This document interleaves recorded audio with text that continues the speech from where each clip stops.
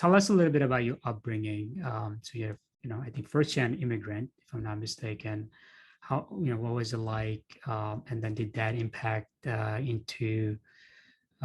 have any impact into the path you've chosen? Yeah, I mean, I was born in Pakistan. I moved here with my parents when I was 5. And yeah, I've always been interested in building things and exploring stuff and learning things. And so I started my first business when I was 14. Well, I started my first business when I was in elementary school. I used to go to the car show and I would get all the car magazines and I'd sell them to kids in school for like $1 or $2 a pop. And then I started my first actual business. And when I was 14, I built a website online to, for people. And then I ended up building websites for various government contracts.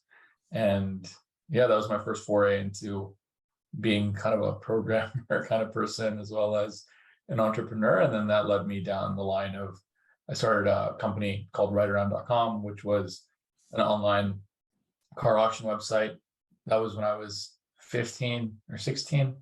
It was way too early. Also, nobody took people that young seriously at the time. I think that now, if you're 15 or 16, you can probably start a company and have people take you seriously. But back then, it was very difficult to do anything. Like even opening a bank account was kind of annoying and hard. But yeah, so I've always been interested in this space for a long time, and definitely has had something to do with me doing what I'm doing now. I went away from entrepreneurship for a while, was just in jobs, doing a lot of interesting things.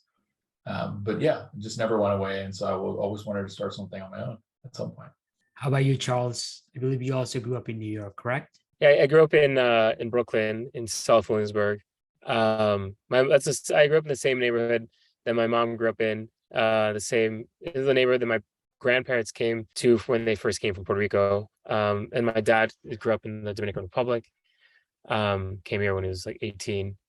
And I went to high school at Brooklyn Tech. So it's like this magnet high school in Brooklyn where even before that, I was really into video games. That's kind of my first entryway into technology, was just playing video games and wanting to create my own video games. So when I was young, I was always figuring out how to do that. Got really into the gaming industry, and wanted to go to Brooklyn Tech because they had a computer science major, so I could actually like learn how to be a better programmer when I was in high school.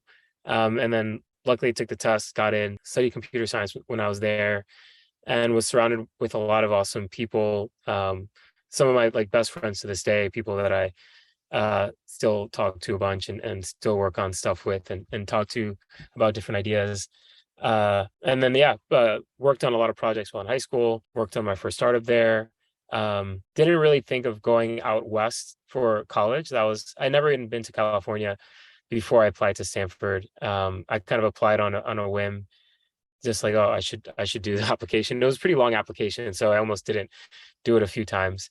But it was the farthest college I applied to, and when I got in, it's the only time I really considered it seriously, and it seemed like the perfect place for me, given that I love technology, loved building things, building companies, and then when I got there, I had an amazing time. So Charles, tell us why you decided to pursue entrepreneurship. Where did that interest come from? Was that from being in Stanford entrepreneurial environment when everyone's talking about tech, or was there interest in entrepreneurship even before that? Yeah, I always knew I wanted to like build. I didn't really know what it was. I didn't know the word entrepreneurship until high school. Like in high school, I was part of, helped found this club called the Young Entrepreneurs Association, which was like an entrepreneurship club that we just created with our friends. But before that, I just thought like, oh, I want to be like an inventor, or because I thought that's what it basically is, an entrepreneur, like creating new things, building new products.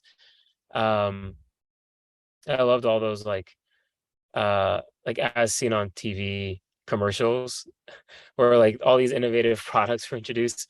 So I knew I wanted to be an entrepreneur. I didn't know the word entrepreneur or entrepreneurship until high school. And then high school is really where I feel like I got more exposure. And then going to Stanford, you just get even more exposure to that, and surrounded with even more entrepreneurs and more people who've started companies or want to start companies. But yeah, definitely had that urge to do that way before.